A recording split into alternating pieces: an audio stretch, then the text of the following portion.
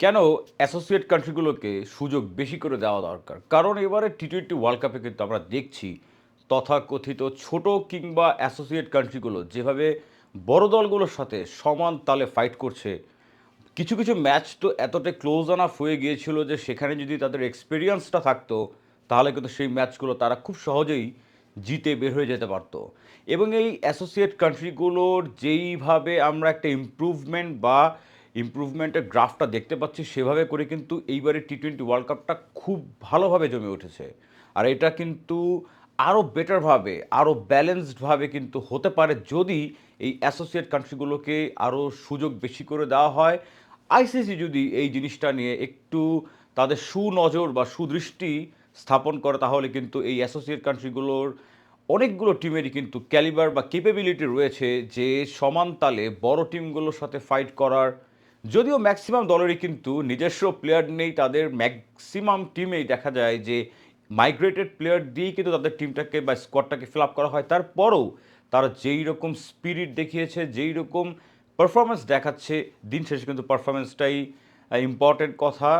বড় দলগুলোর জন্য যেমন দিন শেষে রেজাল্টটাই ম্যাটার করে, এই ছোট দলগুলোর জন্য বা যারা নাকি মেইন স্ট্রিম সিনারিওতে থাকে না, তাদের জন্য কিন্তু সেই পারফরমেন্সটা যেটা কিনা মনে রাখার মতন থাকে, সেটাই কিন্তু তাদেরকে আর এক স্টেপ সামনে এগিয়ে যাওয়ার জন্য অনেকটাই হেল্প করে। আর এখানেই কিন্তু আজকের এই ভিডিওটা বানাচ্ছি যে কেন ছোট দলগুলোকে মিনোস বলে এক সাইডে বা নাকি সাইডলাইন করে না রেখে এই ছোট দলগুলোকে যেন প্রপারভাবে সুনজর দেওয়া হয় এবং তাদেরকে যেন ফার্দার খেলার সুযোগ তৈরি করে দেওয়া যায়। কিংবা এই যে আইসিসির এত বিজি স্কেডিউল থাকে সারা বছর ধরে, বিভিন্ন রকম ফ্র্যাঞ্চাইজি লিগের সাথে সাথে এফটিপি থাকে, সেখানে টেস্ট চ্যাম্পিয়নশিপ বলি বা ওডিআই ওয়ার্ল্ড কাপেরও কিন্তু কোয়ালিফিকেশনের জন্য রেগুলার সিরিজ হতে থাকে। সেইখান থেকে যদি চাইলে কিন্তু সম্ভব, যদি কোনোভাবে ট্রাইনেশন বা কোয়াড্র্যাঙ্গুলার সিরিজ করে অথবা কোনোভাবে মেইন স্ট্রিম দলগুলোর সাথে, যেটা নাকি বলতে বোঝায় যে বড় দলগুলোর সাথে যদি এই অ্যাসোসিয়েট কান্ট্রিগুলোর খেলার সুযোগ আরও বেশি করে দেওয়া যায়, তাহলে কিন্তু অনেকভাবেই এই দলগুলো সামনে এগিয়ে আসতে পারবে বা তখন কিন্তু ক্রিকেটের ভেতরে একটা ব্যালেন্স নজরে আসতে পারে। ঠিক যেমনটা নাকি বাংলাদেশের কথা যদি আমরা চিন্তা করি, তাহলে ১৯৯৭ আইসিসি ট্রফির আগে বাংলাদেশ কী ছিল? এই সেম একটা মিনোজ ছিল। তারপরে যখন নাকি বাংলাদেশকে ফ্রন্ট লাইনে নিয়ে আসা হলো, বাংলাদেশের সুযোগটা তৈরি করার মতন পারফরমেন্স দেখালো, তারপর থেকে বাংলাদেশের কিন্তু গ্রাফটা ছিল ঊর্ধ্বমুখী। যার কারণে কিন্তু আমরা যখন নাকি ছোট, ছোট করে পারফরমেন্স দেখাতে পেরেছিলাম, তারপরে আস্তে, আস্তে আমাদের সুযোগ বাড়ে।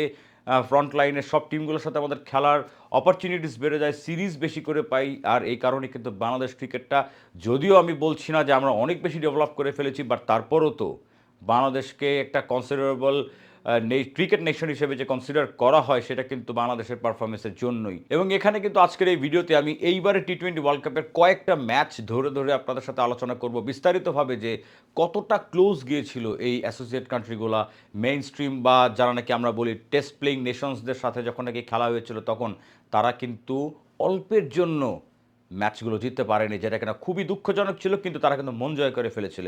এরকম কিছু ম্যাচ নিয়ে কথা বলবো। সর্বোপরি এই ভিডিওতে থাকবে আমার পয়েন্ট অফ ভিউ থেকে যে কেন এই অ্যাসোসিয়েট কান্ট্রিগুলোকে খেলার সুযোগ আরও বেশি করে দেওয়া উচিত, তাহলে কিভাবে নাকি ক্রিকেটের গ্লোবাল এক্সপেনশন হতে পারে, সেটা নিয়ে কিন্তু আজকের এই ভিডিওতে আলোচনা করব। So without further ado, let's get started.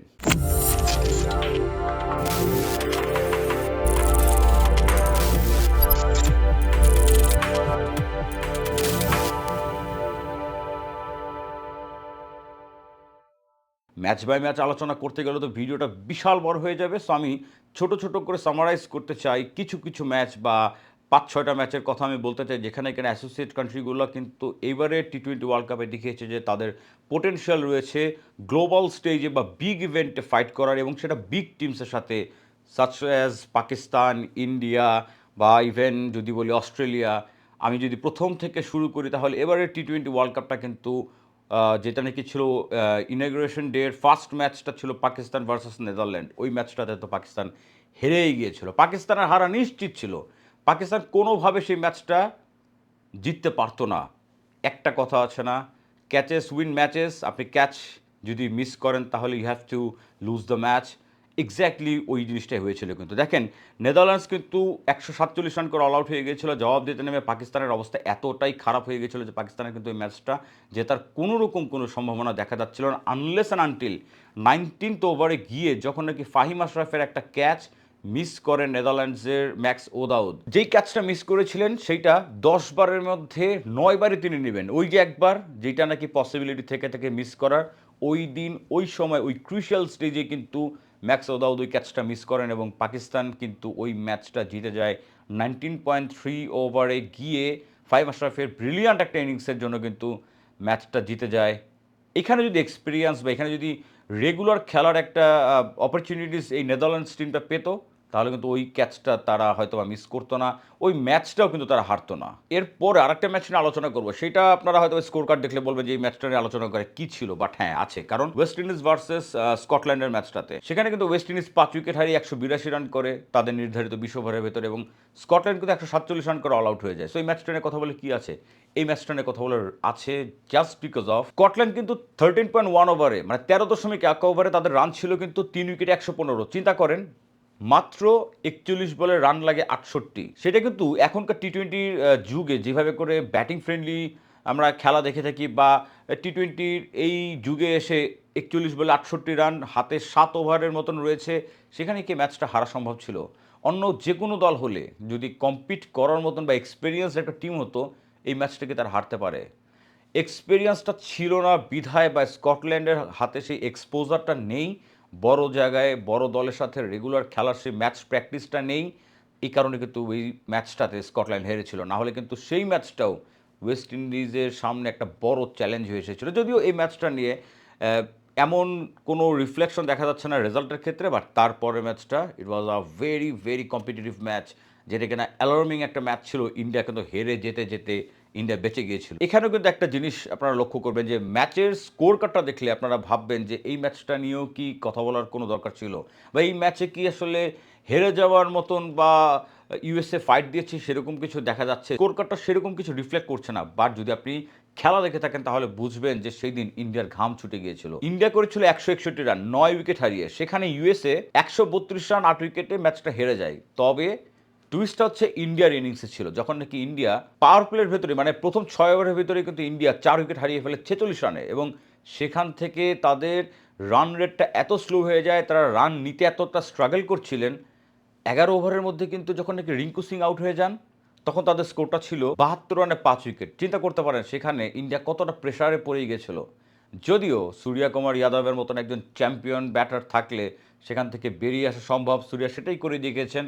যখন নাকি সূর্যা ইনিংসটা শেষ করেন 84 রানে নট আউট, এটা কিন্তু বলা যেতে পারে যে সূর্যকুমার যাদবের টি-20 ইন্টারন্যাশনাল টি-20 ক্যারিয়ারের one of the best innings অথবা দি বেস্ট ইনিংস। এর কারণ হচ্ছে ওই ম্যাচটা সেভ করা ইনিংস ছিল সেই সূর্যার ওই 84 রানের ইনিংসটাতে, যেখানে নাকি লাস্ট ওভারে তিনি নিয়েছিলেন 20 রান, 2টা ছক্কা 2টা 4। সো দেখেন এই ইনিংসটা যদি না খেলতে পারতেন সূর্যকুমার যাদব, ওই ম্যাচে কিন্তু ইন্ডিয়ার অবস্থা হয়ে গিয়েছিল খুবই করুণ। এবারের এই টি-20 ওয়ার্ল্ড কাপের সব থেকে বেশি ঘটনাবহুল, সব থেকে বেশি দুঃখজনক যেই কষ্টটা নাকি এখানে লেগে থাকার মতন নেপালিদের কষ্ট ছিল। নেপালিরা সেদিন কেঁদেছিল। সেই ম্যাচটা ছিল ঘটনাবহুল একটা ম্যাচ, যেই ম্যাচটা ছিল নেপালিদেরই ম্যাচ, যেই ম্যাচটাতে নেপালেরই জয়ের কথা ছিল, যেই ম্যাচটা নেপাল জিততো 100 ওভারের মধ্যে 99 বারে জিততো যদি নেপালের কাছে সেই এক্সপিরিয়েন্স থাকতো বা নেপালের কাছে সেই এক্সপোজারটা থাকতো যে গ্লোবাল ইভেন্টে যখন নাকি বড় টিমকে ফেস করছি ফ্রম নোওয়্যার। কারণ সারা বছরে তারা কিন্তু England, Australia, India, south Africa এদের মতন কারোর সাথে খেলে না তারা। যদি তারা কন্টিনিউয়াসলি খেলার সুযোগ পেত বা বছরেও কিছু কিছু সময় যদি সেই খেলার সুযোগটা পেত, সেই এক্সপিরিয়েন্সটা গ্যাদার করতে পারতো, তাহলে ওই ম্যাচ কিন্তু নেপাল কখনো হারে না। গত বিশ্বকাপেও নেপাল কিন্তু দেখিয়েছে যে তারা কি করতে পারে। সাউথ আফ্রিকার কাছে মাত্র 1 রানে হেরে যাওয়ার সেই কষ্ট এতটাই তাদের সেদিন দেখেছিলাম যে কান্না ভেজা চোখ। নেপালের কিন্তু আরেকটা প্লাস পয়েন্ট রয়েছে, বাংলাদেশিদের মতো নেপালেরাও কিন্তু এক্সট্রিমলি এক্সাইটেড বা এঙ্গেজড ক্রিকেট ফ্যান তারা, এবং যেভাবে করে গ্যালারি মাতিয়ে রাখেন সেটা কিন্তু দেখতে দুর্দান্ত লাগে। সো নেপালের সামনে খুবই ভালো দিন অপেক্ষা করছে বলে আমি আশা করব। আমি একটু এই ম্যাচটার ডিটেলটা আমি একটু দেখে যদি আপনাদের সাথে শেয়ার করি, তাহলে ইংল্যান্ড ফার্স্টে ব্যাট করেছিল 184, 7 উইকেটের বিনিময়ে 20 ওভার শেষে কিন্তু তারপরে নেপালিরা যখন ব্যাট করতে নেমেছিল তারা কিন্তু 186 উইকেটে, যেখানে এখানে ইংল্যান্ড মাত্র 4 রানে জিতেছে। ঘটনাবহুল এই ম্যাচটাতে জফরা আর্চারকে যেভাবে করে চার্জ করেছে নেপালি ব্যাটাররা, যেভাবে করে লুকউডকে চার্জ করেছে, আদিল রশিদকে সেদিন তুলোধুনো করেছে নেপালিরা, যার ভেতরে নাকি আমি যদি বলি দীপেন্দ্র সিং 29 বলে 44 রানে একটা চমৎকার ঝকঝকে ইনিংস খেলেছিলেন, সাথে যিনি নট আউট ছিলেন লোকেশ বাম, এই ছেলেটার কিন্তু সামনে খুবই ব্রাইট একটা ফিউচার দেখতে পাচ্ছি। যেভাবে করে তিনি ক্যারি অন করেছেন, গিয়ার চেঞ্জ করেছেন, লাস্টে গিয়ে যেভাবে করে অ্যাটাক করেছেন, জফরা আর্চারকে ছক্কা মেরেছেন, it was such a wonderful scene to experience. Nepal কিন্তু ওই দিন ওই ম্যাচটা জিতে যাচ্ছিল। শেষ ওভারে যখন নাকি নেপালের 10 রান ছিল, ইট ওয়াজ আ ক্লিয়ার কল যে নেপাল এই ম্যাচটা জিতে যাবে, কিন্তু এক্সপিরিয়েন্সের কারণে ওই ওভারটা করতে আসেন ইংল্যান্ডের স্যাম কারেন, যেটা নাকি he was too good on that specific over, যে কারণেই আসলে লোকেশ বামের কাছে কিছু করার ছিল না। ওই ওভার থেকে নেপালিরা মাত্র 6 বলে মনে হয় 10 রান লাগে, সেখানে নেপালিরা মাত্র 5টা রান করতে পারে এবং নেপালিরা ম্যাচটা হেরে যায় মাত্র 4 রানে। এতটা কষ্ট লেগেছিল being a Bangladeshi cricket fan, but being a cricket fan, ওই দিন কিন্তু নেপালিদের ওই ম্যাচটা হারার কষ্টটা কিন্তু মনে থাকবে। এবারে টি-20 ওয়ার্ল্ড কাপে যদি সবথেকে বেশি কষ্টদায়ক বা পেইনফুল ম্যাচ ছিল, কিন্তু আমার কাছে মনে হবে যে নেপাল এবং ইংল্যান্ডের ওই ম্যাচটা। সো আপনি চিন্তা করে দেখেন যে যেই কয়টা ম্যাচ নিয়ে কথা বললাম, প্রত্যেকটা ম্যাচ কিন্তু এক একটা সিগনিফিক্যান্স রয়েছে, এক একটা মেসেজ দিচ্ছে যে এই যে অ্যাসোসিয়েট কান্ট্রিগুলো তারা যেভাবে করে বড় দলের সাথে চোখে চোখ রেখে ফাইট করছে, পারফরমেন্স শো করছে, সেটা কিন্তু আসলে অ্যাপ্রিসিয়েটিং। আমার কাছে মনে হয় যে এই একটা কারণেই অ্যাসোসিয়েট কান্ট্রিগুলোকে আরেকটু বেশি এক্সপোজার দেওয়া উচিত, আরেকটু বেশি এই বড় দলগুলোর সাথে খেলিয়ে তাদের এক্সপেরিয়েন্সটা গ্যাদার করার সুযোগ তৈরি করে দেওয়া উচিত। ক্রিকেটের ভেতরে যাতে একটা সামঞ্জস্যতা বা একটা ব্যালেন্স আসে, যাতে করে কোনো সময়ই আমরা যেই ওয়ান সাইডেড মাঝখানে ক্রিকেটটা হয়ে গেছিলো সেরকম যাতে আমরা না দেখতে পারি। তো আমার কাছে তিনটা পয়েন্ট রয়েছে, আমি আপনাদের সাথে একটু ছোট করে আলোচনা করতে চাই। প্রথম পয়েন্টটা থাকবে আমার এক্সপিরিয়েন্সের বিকল্প নেই। আপনাকে এই ছোট দলগুলোকে যদি আপনি বড় স্টেজে খেলিয়ে আরও বেটার রেজাল্ট বা আরও বেটার আউটপুট পেতে চান, বা আপনি যদি এই দলগুলোকে আরও বেশি পোটেনশিয়ালি ইমপ্রুভ টিম হিসেবে দেখতে চান, আরও বেশি ফাইট করুক তারা যদি মেইন স্ট্রিম সিনারিওতে এসে, তাহলে কিন্তু এই টিমগুলোকে এক্সপিরিয়েন্সড করে তুলতে হবে এবং তার জন্য কিন্তু আপনার এই টিমগুলোকে নিয়ে প্ল্যানস বা খেলার অপরচুনিটি তাদেরকে বেশি বাড়াতে হবে, সো দ্যাট এক্সপিরিয়েন্স তারা কিন্তু গ্যাদার করতে পারে। বড় দলগুলোর সাথে যত বেশি খেলবে তাদের এক্সপিরিয়েন্স তত বেশি বাড়বে। সেকেন্ড পয়েন্ট হবে গ্লোবাল এক্সপানশনের জন্য এটা অপরিহার্য। আপনি কেন এই টিমগুলোকে বেশি সুযোগ দিবেন? আপনি কেন আইসিসি যেই এতগুলো টিমকে এখন নিয়ে আসছে টি-20 ওয়ার্ল্ড কাপ খেলাতে, এবারে কিন্তু ওয়ার্ল্ড কাপে 20টা টিম খেলছে।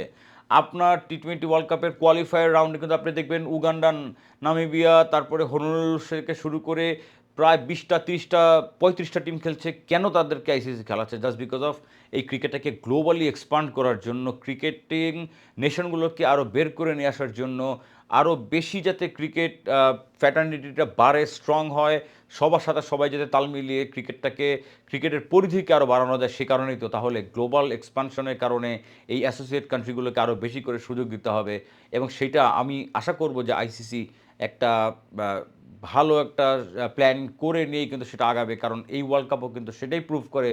এই অ্যাসোসিয়েট কান্ট্রিগুলো যদি সুযোগ পায়, তাদের কিন্তু ক্যাপাবিলিটি রয়েছে গ্লোবাল স্টেজে যদি এত ভালো পারফর্ম করতে পারে, তাহলে কিন্তু তাদের সেই সুযোগটা তৈরি করে দেওয়া উচিত। আর শেষ যে পয়েন্টটা নিয়ে কথা বলবো সেটা হচ্ছে ক্রিকেটে কম্পিটিশন যত বাড়বে, ক্রিকেটটাই কিন্তু তত বেশি অ্যাট্রাকটিভ হবে। এখন আপনি দেখেন ইন্ডিয়া, নামিবিয়া বা অস্ট্রেলিয়া, উগান্ডা এরকম খেলা হইলে কিন্তু কোনো কম্পিটিশন নাই, কিন্তু যদি এই দলগুলো সঠিকভাবে প্ল্যানের থ্রুতে বেশি বেশি খেলতে দেওয়া হয়, সুযোগটা পায়, আপনি যদি নেপালকে সে সুযোগটা দেন, আপনি যদি স্কটল্যান্ডকে বা নেদারল্যান্ডসকে সে সুযোগটা দেন, তাহলে কি এই টিমগুলো ভবিষ্যতে ভালো পারফর্ম করতে পারবে? এবারে জিম্বাবুয়ে যা করে দেখাচ্ছে সেইটা নিয়ে আমি আলাদা ভিডিও করব। আফগানিস্তান যেইভাবে করে উঠে এসেছে, আপনার উচিত হবে ক্রিকেটটাকে আরও বেশি অ্যাট্রাকটিভ করে নিয়ে যাওয়ার জন্য এই অ্যাসোসিয়েট কান্ট্রিগুলোকে বেশি বেশি সুযোগ দেওয়া, সামনে নিয়ে আসা, ফ্রন্ট লাইনে নিয়ে আসা।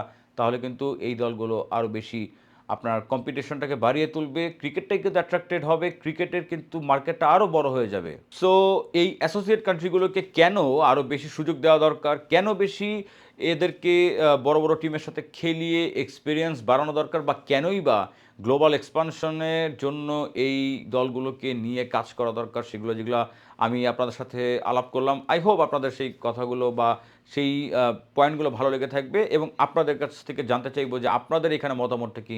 আপনারা কি এগ্রি করেন কিনা? যেই কথাগুলো বললাম আমি তার সাথে আপনাদের কি ভিন্ন কোনো মত রয়েছে কিনা? সবকিছু কিন্তু আপনাদের কাছ থেকে জানতে চাইবো। আশা করি আপনাদের কাছে এই ভিডিওটা ভালো লেগে থাকবে। যারা নাকি আমাকে নতুন দেখছেন, it's a kind request, please make sure to subscribe my YouTube channel and follow my Facebook page. সবাই ভালো থাকবেন। দেখা হবে নেক্সট কোনো ভিডিওতে। ততক্ষণ পর্যন্ত আল্লাহ হাফেজ।